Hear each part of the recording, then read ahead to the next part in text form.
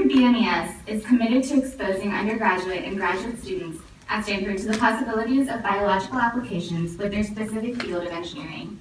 Our mission is to provide practical avenues of exposure to all the opportunities and areas available to students, whether through academia, industry, medicine, law, policy, or some combination of the above. Over the past couple of years, we have seen a sharp increase in interest in the possibilities of bioengineering applications. Far more incoming students are interested in studying bioengineering and getting involved in research in that field. Even today, we have a number of students joining us from a variety of backgrounds and levels, excited to think about and hear about this specific application of bioengineering. So we're looking forward to an amazing day and are especially excited to introduce Dr. Utkan Demirci, our faculty host for the day. Dr. Demirci is an associate professor at Stanford University School of Medicine, Canary Center for Early Cancer Detection. He leads a group of approximately 20 researchers focusing on micro and nanoscale technologies. Specifically, his lab applies innovative technologies to clinical problems.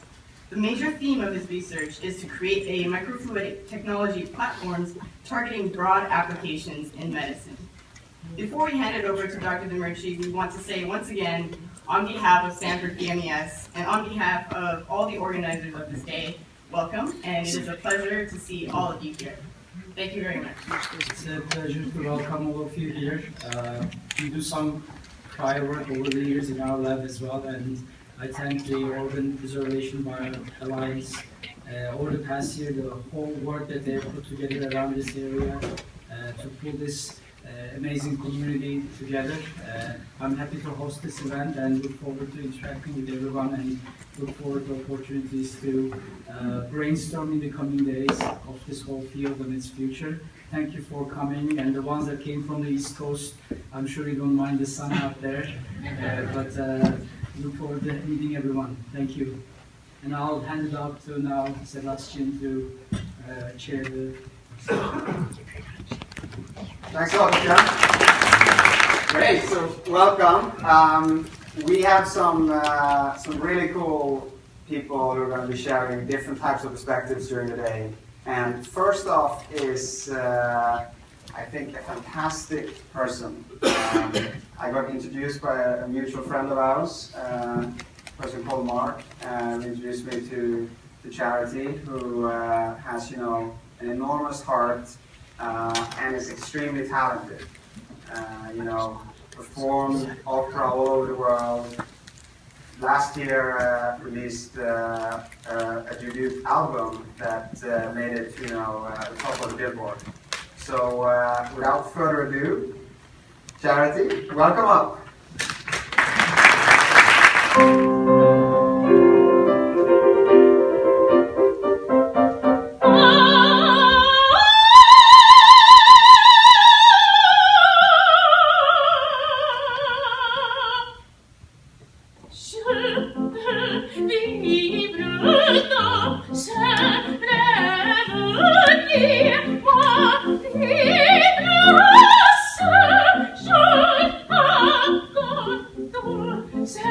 God.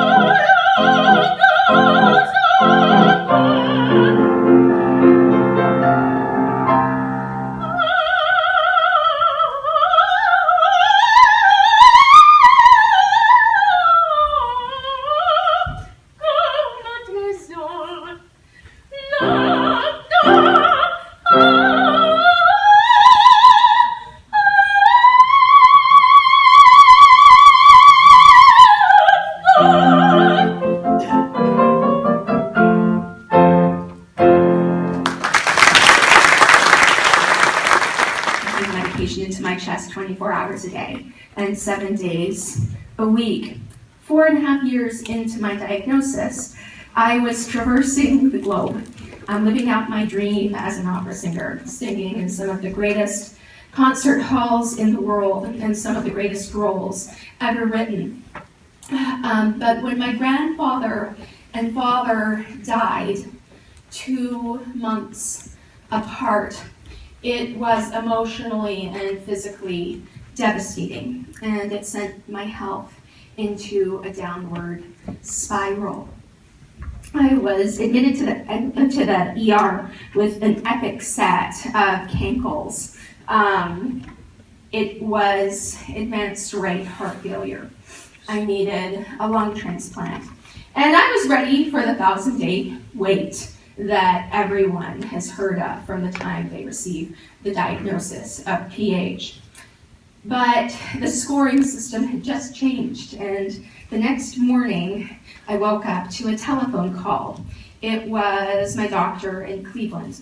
They had a match, and everybody was really excited for me, but me, because I had spent my entire life training my lungs, and I wasn't particularly enthusiastic about giving them up. My family raced to Cleveland in hopes of meeting me for what we knew might be our final goodbye. But as you all know too well, organs don't wait. And I went into surgery alone. The last thing I remember was being rolled in on a warm white blanket. The surgeon introduced himself, and I explained to him that I had to see my mother again, and that if there was anything he could do to save my voice, please try. With that, I was out during the 34-hour surgery, 13.5-hour surgery, 34-day coma, 13.5-hour surgery. I would have never made it in med school, too many numbers. But I flatlined twice. 40 quarts of blood were infused into my body. And when my extremely gifted surgeon finally emerged from the operating room, he explained to my poor mother that it was too late. It was unlikely I would survive. Over the next 2 weeks, they left my chest open. You could see my oversized heart beating inside. I was on every form of life support available.